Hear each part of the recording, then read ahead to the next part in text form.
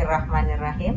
Assalamualaikum warahmatullahi wabarakatuh. Waalaikumsalam warahmatullahi wabarakatuh. Sahabat keluarga, sayang keluarga dimanapun, saling menjaga. Kita bertemu kembali dengan podcast Saga yang kali ini walaupun masih di tengah-tengah pandemi, namun kita akan berbincang-bincang hal-hal yang mengandung makna yang saya kira masih relevan sampai saat ini, yakni nilai-nilai budaya luhur dari Jawa. Kita hadirkan seorang praktisi seni Jawa, seorang pranoto coro, seorang dalang nganten, seorang MC pengantin Jawa, Bapak Darwoto. Assalamualaikum. Waalaikumsalam, Pak Darwoto. Ibu. Alhamdulillah nih Pak Darwoto hadir di tengah-tengah kita nih, para sahabat keluarga. Kita bincang-bincang berkaitan dengan nilai-nilai luhur budaya Jawa yang tentu saja nilai luhur itu sejak zaman dahulu hingga saat ini kalau kita lihat relevansinya itu tetap ada dan lekat dalam kehidupan sehari-hari. Nah, sahabat keluarga tentu penasaran kan dengan sosok Pak Darwoto. Untuk berkenalan lebih jauh, mari kita saksikan VT berikut ini.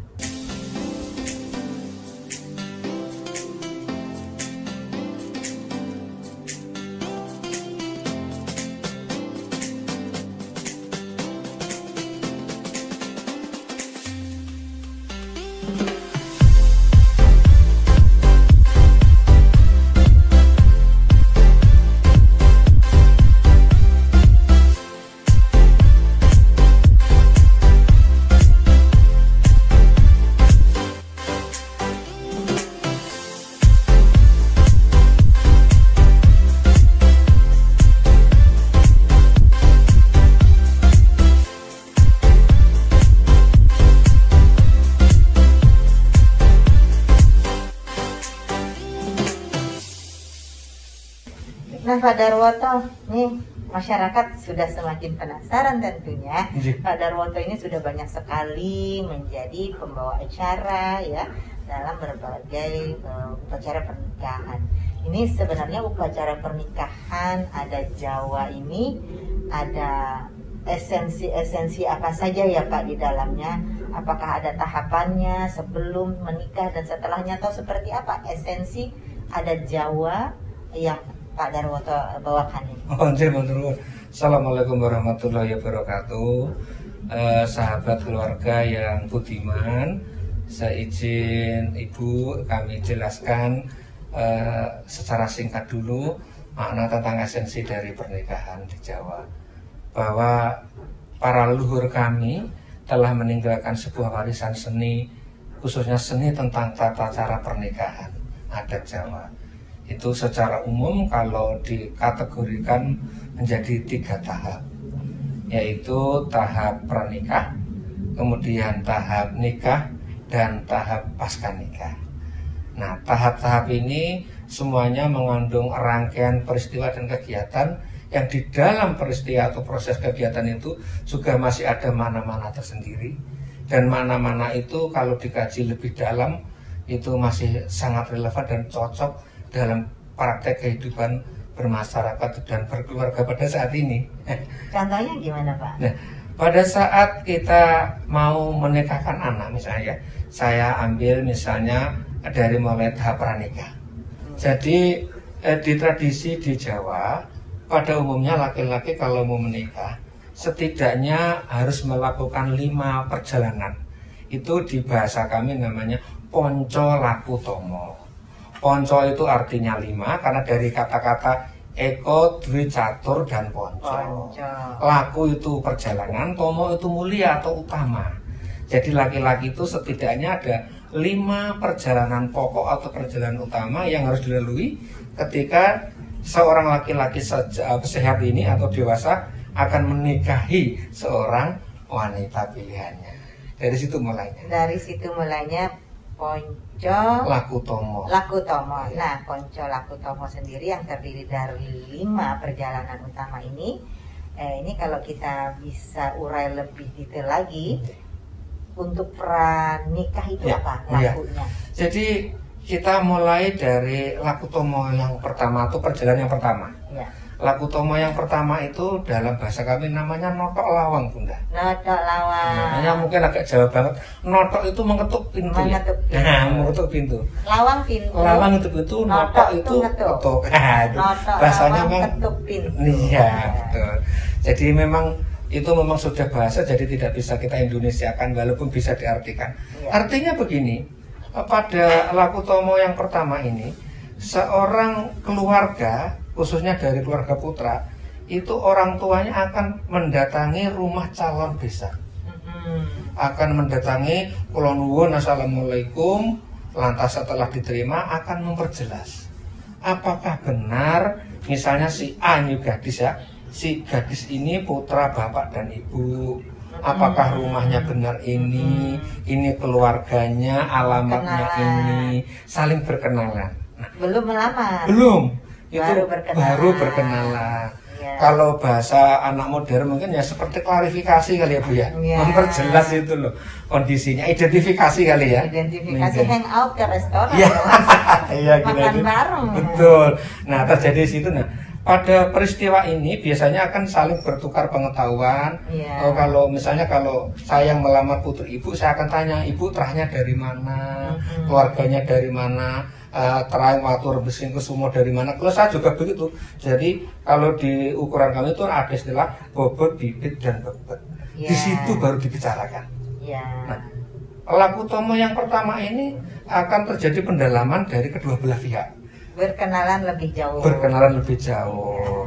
Kalau sudah mulai ketemu, oh kecocok, karena biasanya kalau orang sekarang kan anak-anak dulu yang sudah mulai kenal. Kalau bahasa Jawanya ya sekarang itu kebo nusu gudel. Kebo itu kerbau dewasa, gudel itu anak. Kalau zaman dulu kan anak kerbau yang menyusu ke ibunya. Kalau sekarang kan anak pacaran dulu, baru dilaporkan ke orang tua, jadi orang tua yang mengikuti. Makanya baru jadi kebo nusu gudel kebalik, tapi itu hanya sebuah perjalanan saja. Ya. Nah, ketika itu sudah jadi, maka akan dipertanyakan, oh iya Bapak, kedatangan kami ke sini adalah untuk mengikuti perjalanan anak saya ini loh Bu. Kok anak saya kok arahnya ke sini? Apakah benar ini? Nah, kalau sudah benar, kami bermaksud pada saat yang akan datang nanti, barangkali kita bisa mempertemukan anak kita dan kita akan menjadi berbesanan. Kurang lebih seperti itu. Ya, Ya. ketika notok lawang atau ketuk pintu itu anak dengan anak nih ada juga hadir atau hanya orang Hadir, tua dengan orang hadir. tua? Hadir semua Hadir, ya. hadir. Anak dan anak dengan keluarga masing-masing. Keluarga masing-masing. Jadi berkenalan. Karena justru memang supaya nanti kan gini Bu, misalnya Sadarwoto kan namanya, apakah itu benar gadis yang kamu mau? Ya kan ditanya gitu. Iya. Saya jawab nggih Bu, Pak. Nah, yang putih juga ditanya, apakah itu benar laki-laki yang mau nggih Bu? Nah, gitu situ. Maka saling harus sering melihat dulu. Nah, Nggih. itu laku yang pertama Pertama, sebelum nikah. Lalu yang kedua, Nah, ketika proses laku tomo yang pertama ini, sebenarnya di situ refleksinya adalah sebelum ke laku tomo kedua, ada peran dan tanggung jawab masing-masing antara anak dan orang tua. Ada tugas yang harus dibagi tugas. Ya. Seperti saat ini. Nah, laku tomo yang kedua, setelah itu beberapa hari atau beberapa bulan, ya, setelah kesepakatan itu, mereka akan mengadakan namanya paning setan. Paning setan itu bahasa Indonesianya gini Bunda, diikat. Bahasa diikat. paningset, iya. Jadi paning set ya. Jadi seperti paning set itu dari tali, jadi di tali kan namanya diikat. Paningset. Nah, apa yang diikat? Yang diikat itu adalah komitmen.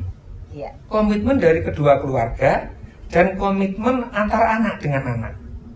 Saya contohkan lagi, kalau saya berarti orang tua putra nanti akan kembali datang Bunda ke rumah orang tua putri. Mungkin bahasanya sebagai tindak lanjut dari pertemuan yang pertama, mungkin gitu kali bahasa Indonesianya ya. Iya.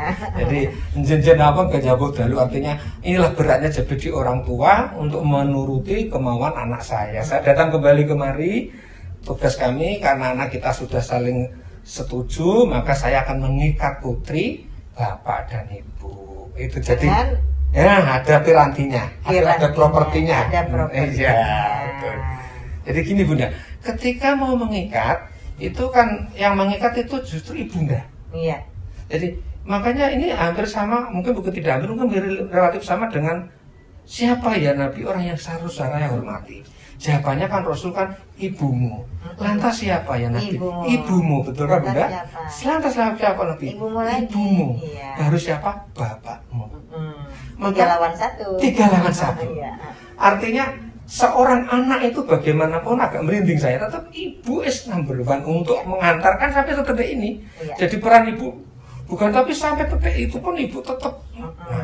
Nah, ketika mengikat ini, seorang ibu dari calon pengantin putra akan menandai dengan menyerahkan kalau umumnya ini 2 pisang raja, 2 sisir. 2 sisir pisang raja kepada keluarga putri, katakanlah dalam satu dulang nampan gitu ya. Ada 2 sisir pisang raja, kemudian ada ikatan sirih dengan benang putih. Itu jumlahnya 2 minimal. Kemudian ada buah pinang. Buah pinang yang sudah matang. Kemudian juga ada beberapa kembang setaman untuk mengindahkan, dan ada beberapa uang receh. Ini mananya luar biasa. Kenapa pakai uang raja Bunda, pakai pisang raja? Karena menjadi pengantin itu ibarat menjadi raja. Menjadi raja dan ratu. Menjadi raja dan ratu. Makanya harus beda. Kemudian sirih itu menggambarkan bahwa sirih itu walaupun beda wujud muka dan permukaannya, diikat benang putih, beda laki-laki dan perempuan, diikat dengan pernikahan benang putih, maka dia akan menjadi satu. Manunggal cipta rasa dan karya, kehendak karsa dan kasanya kedua anak ini. Masya Allah. Itu namanya. Kemudian buah pinang ini dalam konotasi budaya Jawa memang buah yang banyak memiliki makna, ada yang untuk jamu, untuk macam-macam ya. Nah, makanya kalau bahasa Melayu konon referensi yang pernah saya pelajari, akhirnya peristiwa ini di bahasa Melayu disebut dipinang atau meminang. Artinya menukar anak perempuan tadi sementara dengan buah yang dibawa tadi. Dengan adanya buah pinang maka banyak disebut, oh meminang itu, meminang ini, gitu namanya. Itu dalam konteks yang lebih luas bahasa Melayunya. Nah, kemudian uang receh karena uang itu melambangkan modal kehidupan. Jadi anaknya itu seperti kayak ditebus tuh Bunda, ditebus pihak putra sementara ini. Nah, kemudian yang tidak boleh dilupakan Bunda pada saat paning setan itu ditandai dengan memasangkan cincin. Ini namanya lambang kalpiko kalau bahasa pengantin. Ini jujur juga berdasarkan referensi yang saya pelajari, ini bukan milik orang Indonesia sebenarnya, katanya Allah alam kok benar, tapi referensi beberapa yang saya pelajari ini warisan internasional. Dan cincin itu kan tidak ada ujung pangkalnya, sehingga kasih sayang suami istri nanti itu nggak ada batasnya, terus menerus melingkar. Tiada akhir. Jadi yang memasangkan juga harus ibunya. Jadi ibu dipasangkan di jari manis putri sebelah kiri, nggak boleh sebelah kanan. Oh gitu. Jadi kalau ibunya laki-laki. Ibunya laki-laki. Oh gitu. Memasangkan jari cincin itu di jari manis sebelah kiri pengantin, calon pengantin putri. Kemudian dari pihak putra, dari pihak putri, ibu putri memasangkan di jari manis sebelah kiri calon pengantin putra. Nah, ini namanya paning setan. Boleh juga nanti paning setan itu memasang cincinnya dilakukan pada saat lamaran, boleh sih. Tapi umumnya kalau mau pakem ya di situ. Ini kan urut-urutan yang pakem ya. Urutan pakem sih. Habis kenalan paning setan. Nah, ketika proses paning setan ini Bunda, sudah ada pembagian tanggung jawab dan peran dari kedua keluarga. Jadi kalau misalnya maaf putri ibu sudah saya pinang, maka si putri juga tidak boleh pergi sembarang tempat tanpa seizin calon itu. Begitu pula yang laki-laki. Jadi sudah secara tidak langsung sudah ada ikatan tanggung jawab antara calon pengantin berdua dan termasuk orang tua. Orang tua sudah mulai ikut mengawasi. Kamu pergi kemana nak? Kok enggak kamu? Nah ya ada tali ini. Namanya kan sudah diikat. Nah, jadi separuh dari perjalanan hidup sudah digabungkan dengan calon pasangannya, kurang lebih demikian. Itu tahap kedua. Setelah paningset. Nah, setelah tahap paningset Bunda mohon izin biasanya akan dilanjutkan dengan acara lamaran atau gepiok dino. Oh, jadi paningset itu belum lamaran. Terus ya, sekarang nggak sabar mau dilamar. Jadi dipinang sama dilamar beda nih. Tadi kan bawa pinang tuh dipinang.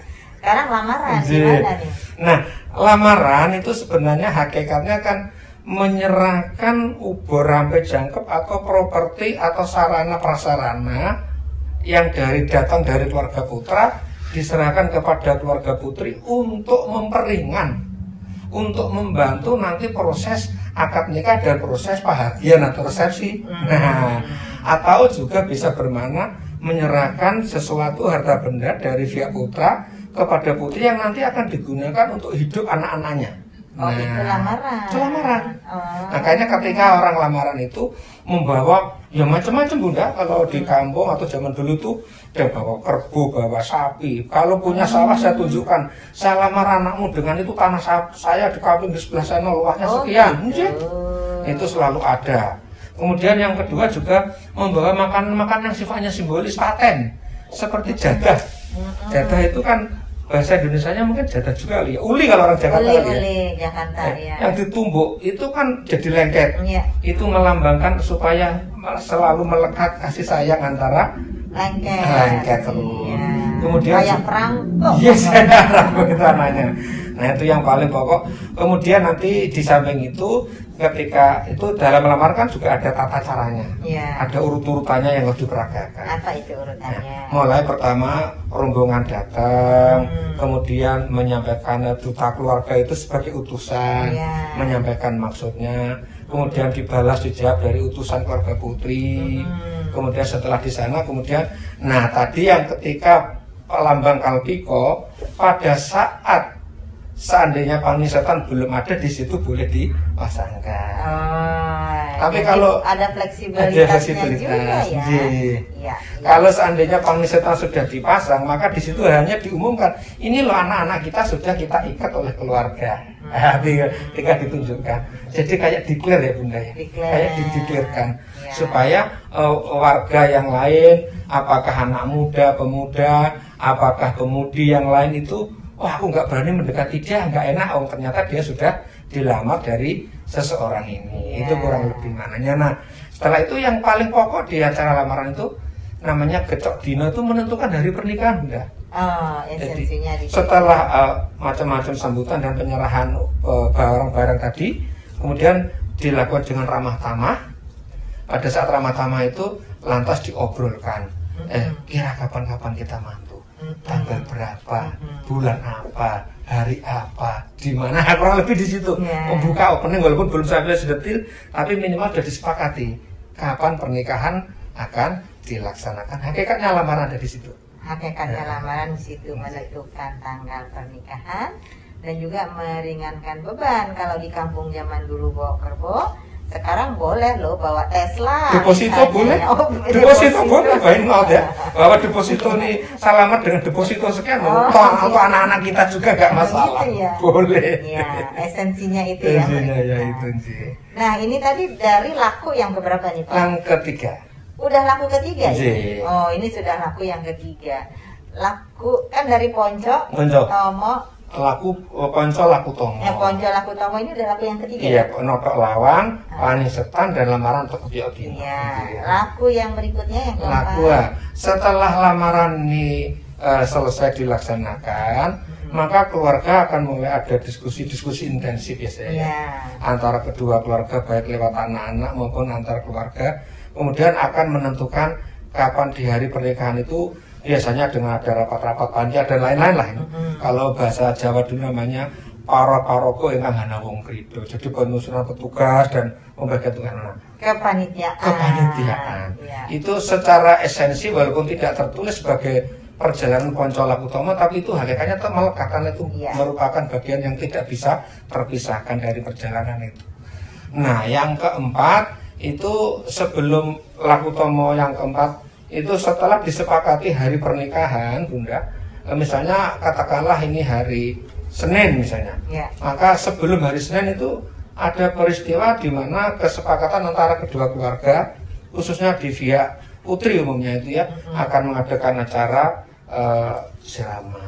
Betul. Kemudian setelah siraman biasanya malamnya ada malam midodareni. Nah, ini dua pokok ini walaupun pelengkap dari Ponco Tomo yang keempat, tapi ini juga penting dan ini juga sesuatu yang agak perlu pemikiran dan ekstra energi untuk dijalankan dengan baik. Karena di situ ada pakem-pakem, ada langkah-langkah yang kalau ini harus ini, kalau ini harus ini, kalau enggak sekalian gitu deh. Ya. Tapi umumnya orang akan melakukan seperti itu karena apa? Anak pola bopo kepradah. Kalau ungkapan Jawa itu perilaku anak, cita-cita anak, harapan anak itu orang tua akan terlibat. Betul. Jadi apa gunanya kita mencari harta pagi sampai malam? Toh akhirnya untuk anak-anak juga. Benar. Jadi ketika anak itu mempunyai sesuatu harapan dan cita-cita khususnya di proses pernikahan, umumnya orang tua itu kan, ini nak, saya berikan kan ini juga milikmu bapak, milik ibu, juga milikmu juga. Benar. Nah itu refleksi dalam kehidupan modern saat ini bahwa anak tidak akan pernah lepas dari peran orang tua, begitu juga orang tua insya Allah akan selalu mendampingi anak khususnya sebelum anak itu dewasa dan melaksanakan pernikahan. Nah itu penghantar sebelum terjadinya laku tomo yang keempat atau pernikahan. Boleh kalau ini saya jelaskan makna dari dua peristiwa ini khususnya di makna siraman dan makna malam itu dari ini. Ya, benar, ya? Ini kayaknya seru nih, udah masuk ke esensi laku yang keempat ini sudah pada hampir pernikahan. Pernikahan. Jadi tapi bukan hampir, dalam rangkaian menuju jam nikah. Iya. Silakan diuraikan. Jadi siraman itu ada dua filosofis bahasa dan filosofis legendanya. Iya. Nah dalam sebuah legenda itu di Jawa siraman itu pernah dilakukan oleh Joko Tarub. ini sedikit aja. Joko Tarub itu dulu kan menikahi seorang bidadari yang namanya Dewi Nawangwulan. Ya.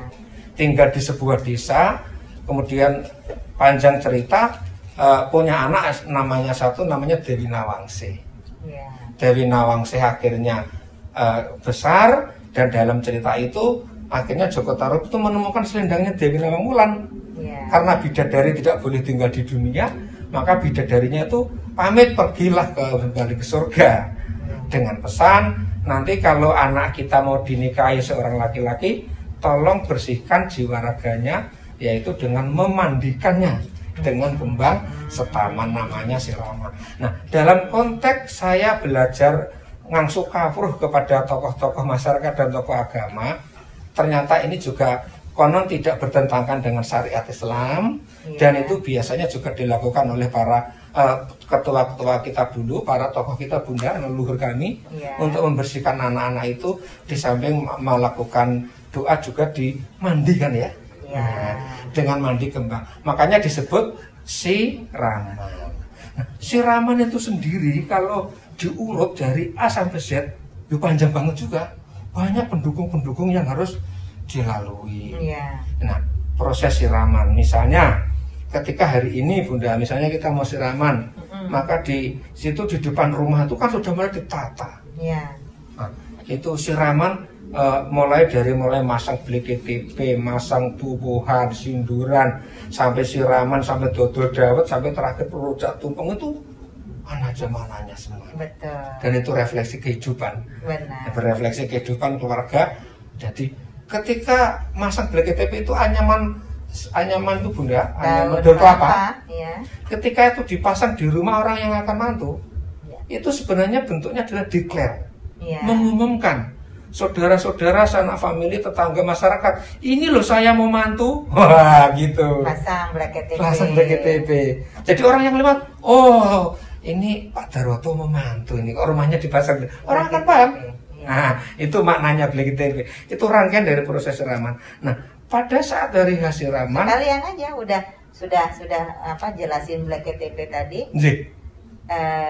Jelasin juga yang itu tubuhan ada pohon pohon bisa lagi BKTP, dan itu biasanya boleh dipasang beberapa hari sebelumnya, sebelum siraman. Nah ketika kita sudah masuk ke hari siraman, maka dekorasi sudah dipersiapkan oleh panitia ya, Parogoana Wong Rido tadi. Kalau anak-anak sekarang ya ada yang pakai WO bunda, WO atau pakai tim apa yang sudah punya desain, dipasanglah di kanan kiri gapura, bukan pintu ya, gapura. Jadi di luar rumah yang punya hajat itu namanya pohon tubuhan.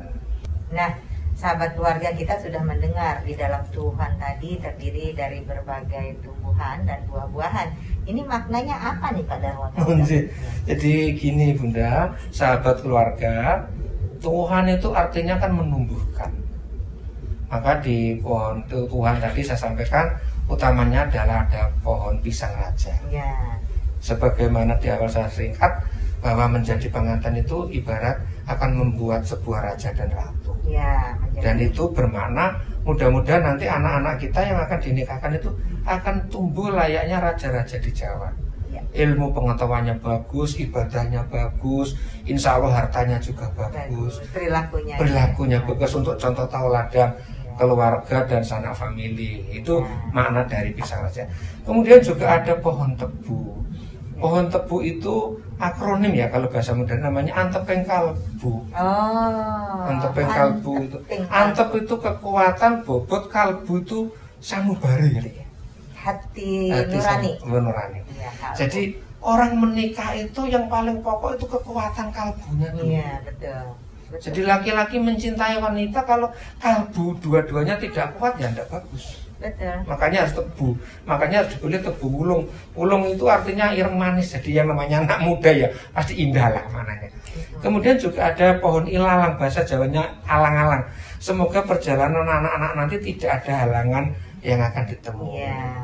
Simbolis. Ya. Kemudian ada godong, biasanya daun dadap serep dan ada daun opo-opo. Ini yang kalau di Jakarta agak sulit mencarinya. Dadap serep itu supaya hidupnya tenang, maksrep gitu loh, anteng adem, damai, gitu. sejahtera.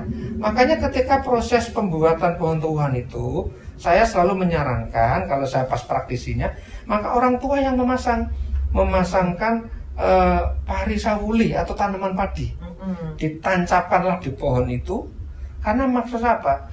Padi itu kan lambang kemakmuran. Lambang penghidupan orang Indonesia umumnya.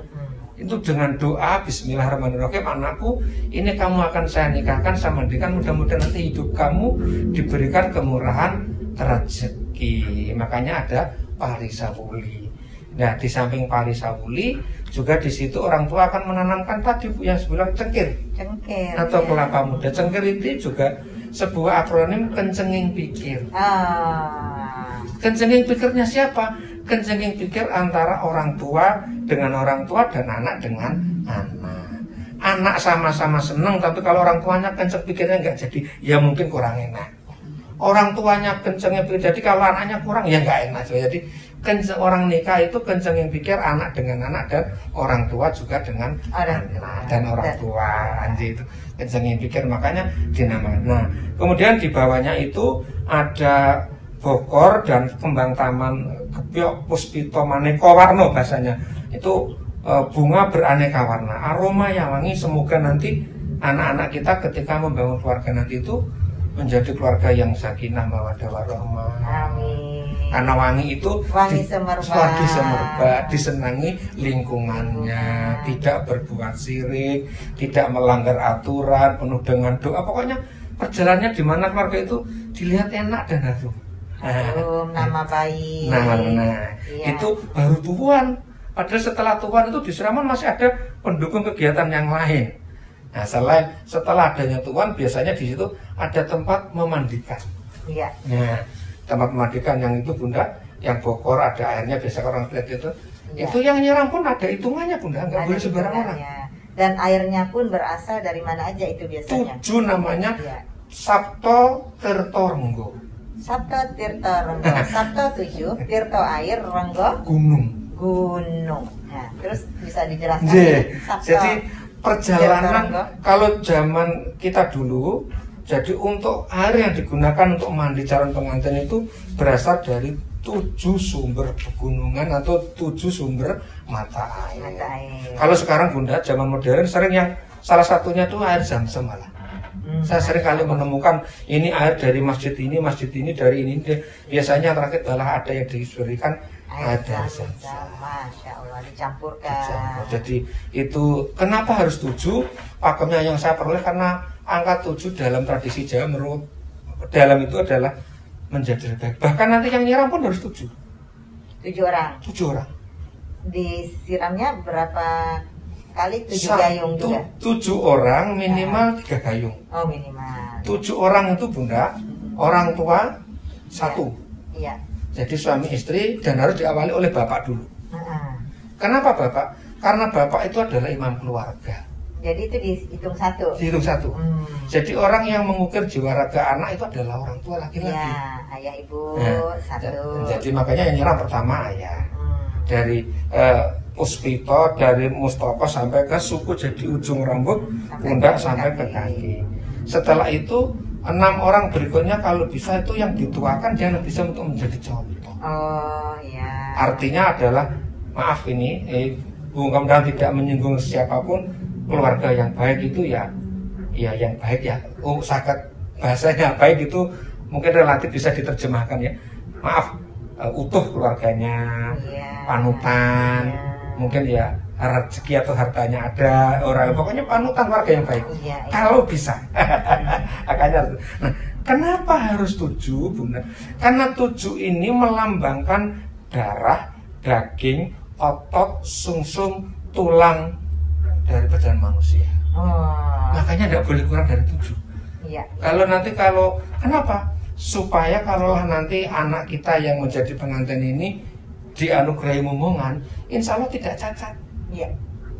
Ada rambut, daging, kulit, otot, tulang, sungsum, dan darah kan 7. Kalau 7 itu ada dalam tubuh kita, insya Allah kan sempurna Bunda ya. Sempurna. Sehat jasmani rohani. Iya itu. Kenapa harus 7? Nah, setelah disiram, kemudian nanti ada beberapa juga adegan-adegan atau perilaku yang harus dilakukan pada saat siraman itu. Dan biasanya di situ juga pendek ceritanya diakhiri dengan acara Murak Tumpeng Wilujeng. Nah, sahabat keluarga, ini seru ya ceritanya. Setelah ini kita masih terus berbincang-bincang dengan Pak Darwoto, makanya terus ikuti perbincangan kami sampai akhir. Pak Darwoto tadi barusan disebutkan kan acara tumpengan. Nah, ini apa makna tumpengan setelah tadi siraman? Jadi ketika wanita sudah disiram Bunda, biasanya kan masih basah itu, oleh perias dibawa masuk di ruang ganti busana. Itu namanya nanti akan menggunakan busana sawitan. Sawitan itu dimana baju kebaya dengan jarit seperti yang saya pakai ini motifnya harus sama, namanya itu sawitan. Jadi motifnya harus sama. Nah, ketika calon pengantin ini dirukti atau ngerasuk busono atau dirias, dirapikan oleh pengantin perias, maka di luar itu ibunya kan sama bapak akan melakukan perjalanan yang namanya dodol dawet. Jualan cendol. Kalau sekarang cendol kali ya. Dodol dawet. Bahasa Jawi bahasa Jawi ini pun dodol dawet. Bahasa Indonesianya jualan cendol. Ya gitu. Dia apa dijelaskan lebih lanjut nih siapa yang menggendong, terus dawetnya itu seperti apa? Jadi maknanya gini, bahwa pada suatu perjalanan sebuah keluarga, suka duka, mulai dari kita pengantin baru sampai punya anak, sampai anak kita menjadi dewasa, maka tidak lepas di situ peran orang tua. Jadi jualan dawet itu memanai.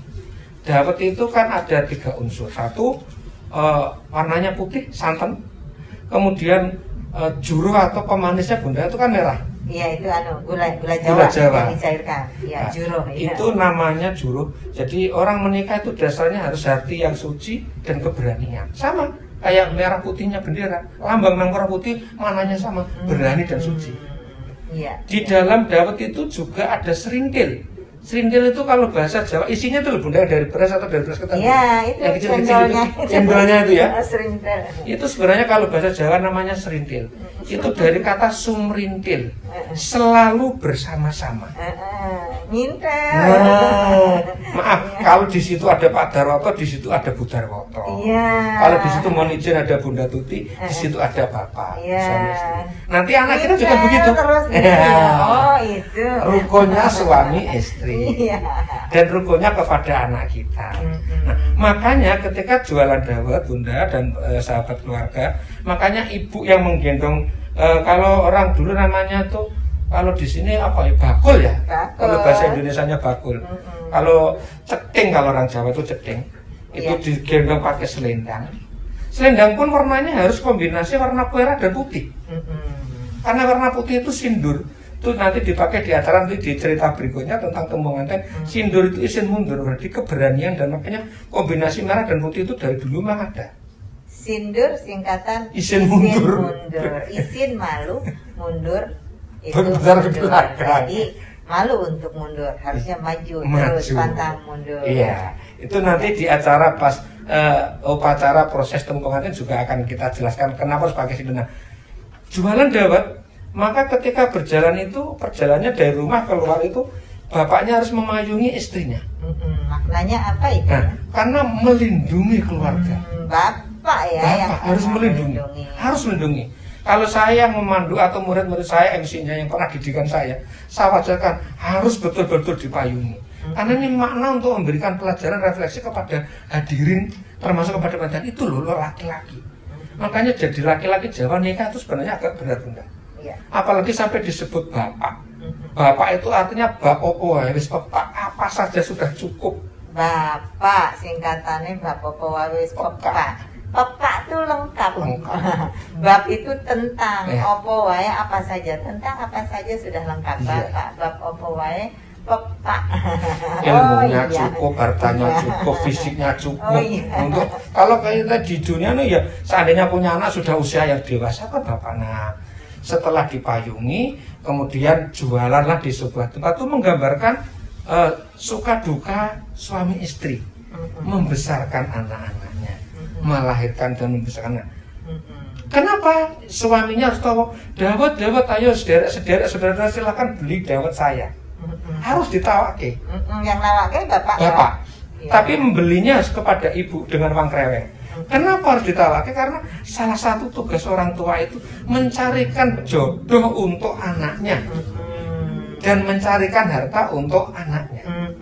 Jadi tidak terlalu naif apabila ada seorang orang tua terus ngobrol dengan orang tuanya lain, aku punya gadis loh, aku punya perjaka loh, yuk kita besaran, yuk. Itu tidak naif. Di Jawa pun diajarkan, karena itu wajibnya dari orang tua.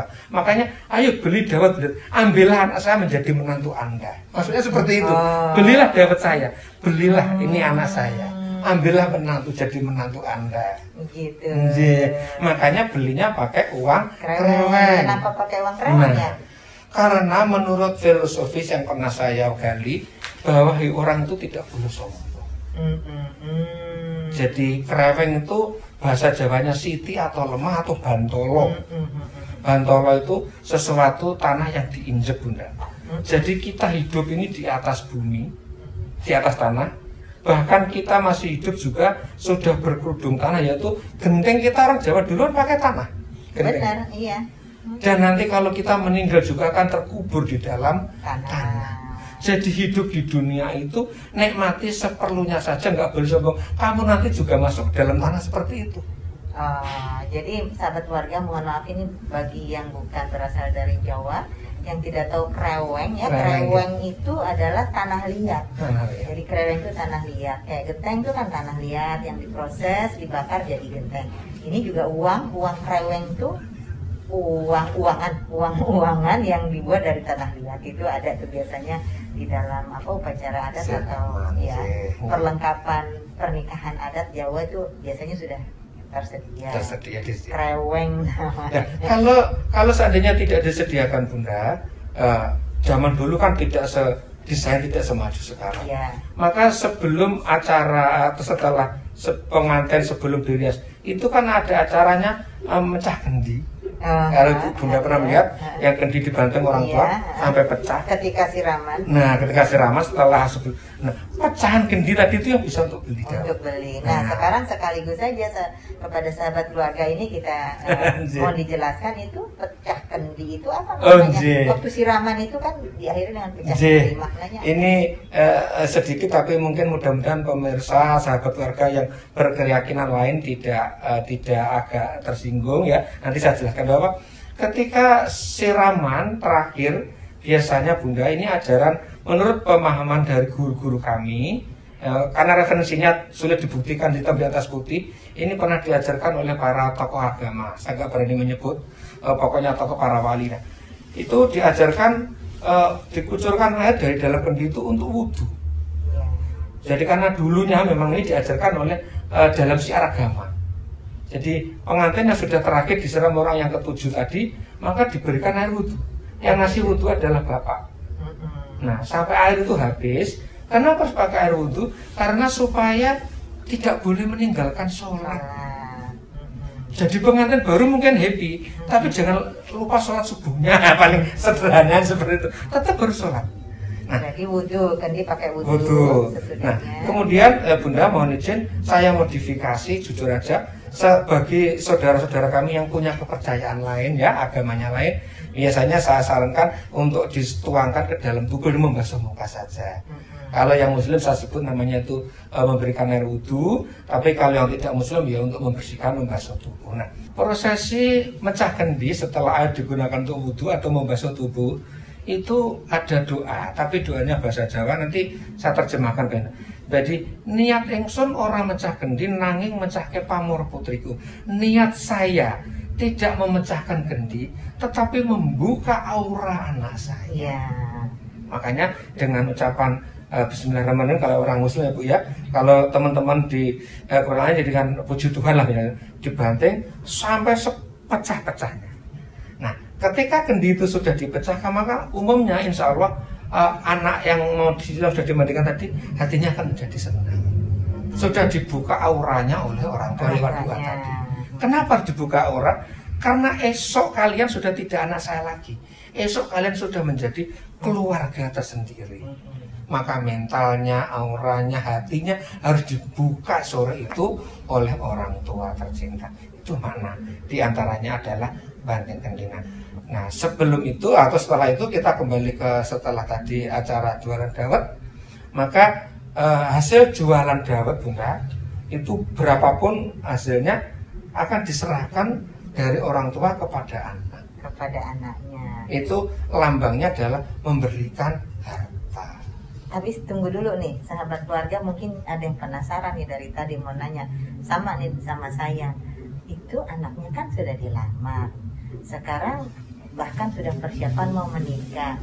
Ketika betul dawet jualan ini dawet gitu ya, kenapa ditawar-tawarin? Oh itu iya kan udah laku nih. Ini sih penasaran, ada yang penasaran kan ini sahabat keluarga. Ini gimana nih? Jadi betul sebenarnya jualan dawet itu tidak berarti menawaki atau melakukan anak pada saat itu. Itu hanya refleksi dari perjalanan jauh orang tua dulu. Sekian tahun setelah saya ikhtiarnya. Makanya kenapa nggak jualan rujak atau jualan kok? Kenapa harus dawet? Karena dawet kan seger man. Artinya setelah anaknya itu punya jodoh yang menjadi pilihannya, masyarakat siapapun yang ada silakan menikmati, ikut merasa rasa senangnya. Jadi senangnya dibagi kepada masyarakat juga. Itu refleksi cetusan dari rasa syukurnya bahwa anak saya sudah mau menikah. Seru ya sahabat keluarga, ternyata luar biasa budaya apapun. Dan kebetulan saat ini kita tengah mendiskusikan atau berbagi cerita tentang budaya pernikahan adat Jawa. Nah, tentu saja setiap suku bangsa memiliki adat masing-masing yang juga sama ya, memiliki nilai-nilai luhur budaya masing-masing. Ini mohon izin kami mohon maaf, ini kali ini yang kita bahas adalah untuk adat Jawa dulu. Siapa tahu nanti ada lagi untuk pernikahan adat yang lainnya, kita bisa hadir kembali. Sekarang apalagi nih urut-urutannya? Jadi kalau sudah siraman, katakanlah sudah selesai, diakhiri dengan penyerahan hasil jualan dawet, kemudian murah tumpeng wilujeng. Murah itu artinya menikmati Bunda. Menikmati tumpeng yang sudah disediakan. Ini sedikit saya memberikan pemahaman dari versi aliran kami, masa bukan aliran kepercayaan, aliran seni kami, bahwa sebenarnya tumpeng itu memotong ada etikanya. Setelah ujungnya diambil, maka yang di bawah itu harus diperapat menjadi 4 bagian. Dibuka. Itu konon menggambarkan datangnya doa kita itu dari berbagai penjuru. 4 penjuru paling tidak. Itu. Nah, biasanya Bunda malamnya itu dilengkapi dengan acara midodareni. Ya, apalagi ini Midodareni. Iya, Kita jadi- mau tahu lagi nih. Iya, jadi- Ini yang jomblo-jomblo di sini pada mau nikah nih langsung. Jadi Iya Midodareni. kan, iya kan tuh. Iya. Kalau yang udah nggak boleh lagi. Ini yang yang masih jomblo nih. Gimana Pak? Jadi runtutnya, nah kenapa dinamakan malam Midodareni? Kan tadi di siraman saya ceritakan ada makna bahwa itu pesan dari Joko Tarub kepada Dewi Nawang Wulan, seorang bidadari. Jadi ketika sorenya calon pengantin itu diberikan siraman, maka dikabarkan, diceritakan dalam sebuah legenda, malamnya dilakukan tirakatan, berdoa. Berdoa. Nah, malam tirakatan dan berdoa itu dinamakan malam Midodareni. Kenapa? Karena kalau yang laki-laki akan menjadi lebih tampan, oh itu tuh calon pengantinnya, semuanya orang kesengsem, mana sih calon pengantinnya, kan begitu. Iya. Tapi kalau yang perempuan, oh itu cantik sekali. Namanya siapa sih yang nggak kenal identik dengan bidadari ya? Pasti indah. Nah, di malam Midodareni itu Bunda juga ada beberapa rangkaian acara, walaupun tidak mungkin saya ceritakan secara utuh, tapi paling tidak di malam Midodareni itu ada peristiwa yang namanya nontoni. Nontonin calon pengantin. Nah, jadi malam Midodareni itu diawali dengan rombongan putra datang, diterima di rombongan putri, ada sambutan penyerahan, sambutan penerimaan, kemudian setelah itu ada acara pemberian doa dari calon mertua, itu namanya kalau bahasa Indonesianya agak sulit, tapi intinya memberikan nasihat ya. Ketika pada saat malam Midodareni tadi, ketika sudah sambutan penyerahan dari putra, diterima sambutan penerimaan dari putri, kemudian di situ ada peristiwa yang namanya catur wedo dan penyerahan kancing telung. Kancing telungnya. Catur wedo itu, catur itu artinya 4, wedo itu nasihat atau perilaku. Makanya di Jawa ada namanya serat wedotomo, nasihat utama. Nah, itu seorang calon pengantin laki-laki harus berdiri, kemudian menghadap ke calon mertua. Iya. Dan mertua itu membacakan nasihat yang berupa 4 perilaku utama tadi. Apa aja itu Nah, kan? 1 intinya ya. Yang pertama, anakku, kamu mulai hari besok sudah tidak bujangan lagi. Kamu akan menjadi suami istri. Maka segala perilakumu harus menunjukkan perintah atau perilaku orang dewasa. Iya. Yang pertama. Kemudian yang kedua, bahwa hidup itu seperti di tengah kegelapan. Maka supaya terang, carilah sinar. Sinar itu apa? Petunjuk Allah. Iya. Jadi belajarlah Al-Quran, belajarlah dan hadis. Iya. Karena kemudian yang ketiga, kamu hidup di dunia itu tidak akan pernah lepas dari peran orang tua. Iya. Makanya kamu sampai kapanpun tetap harus berbakti kepada orang tua kalian. Itu yang ketiga. Dan yang keempat, bahwa hidup di tengah masyarakat kamu tidak sendiri, akan ketemu orang yang beraneka rupa, golongan macam-macam, agama macam-macam. Nah, maka pintarlah kamu harus manjing ajur ajer. Bisalah kamu membawa diri dimanapun kamu berada. Aku kan orang Jawa, nggak boleh. Aku kan orang ini, nggak boleh. Jadi berlakulah sesuai dengan adat tradisi dimanapun kamu berada. Insya Allah hidupmu akan. Nah, setelah mendengarkan, dan itu harus dibacakan langsung. Kalau saya biasa sebuah teks dibacakan, biasanya akan kita kemas menjadi sebuah figura yang bagus. Namanya juga nasihat utama. Kemudian di figuran bagus diserahkan dari calon mertua ini kepada menantu. Dan biasanya kita pesankan untuk itu dipasang di kamar lah atau di mana, supaya sering dibaca, Bunda. Supaya sering dibaca. Satu, bahwa berperilaku dewasa. Yang kedua, belajarlah agama apapun yang dianut, belajar agama masing-masing. Yang ketiga, Patuh pada orang tua patuh kepada senantiasa. orang tua. Dan yang keempat tadi, ini filosofinya nih ya, bahasa Jawanya ajur. Ajar aja. Jadi menempatkan diri di tengah masyarakat. Iya, ajur itu kan Manjing ajar aja. iya, manjing. Jadi artinya tuh membaur ya, kalau diterjemahkan dalam bahasa Betul. Indonesia tuh berbaurlah, membaurlah, dan fleksibellah, menyesuaikan dirilah di mana kita berada. berada. Jadi di mana bumi dipijak, Nah, di betul. situ langit dijunjung Nah, gitu kali ya kan. Kalau bahasa populernya. Nah, terus ini Nah, pada setelah itu, setelah dibesarkan, kemudian diberikan namanya piranti busono kancing telung. Kanjeng itu artinya pengikat, gelung itu rambut. Kenapa harus diberikan kancing gelung? Itu adalah busana yang nanti atau besok akan dipakai oleh pengantin putra ketika akan menikahi anaknya bapak tadi. Jadi filosofinya busana yang akan dipakai untuk menikah itu harus pemberian dari calon mertua. Oh, kenapa ya? Nah, karena di situ ada busana pasti dipilih warna yang bagus.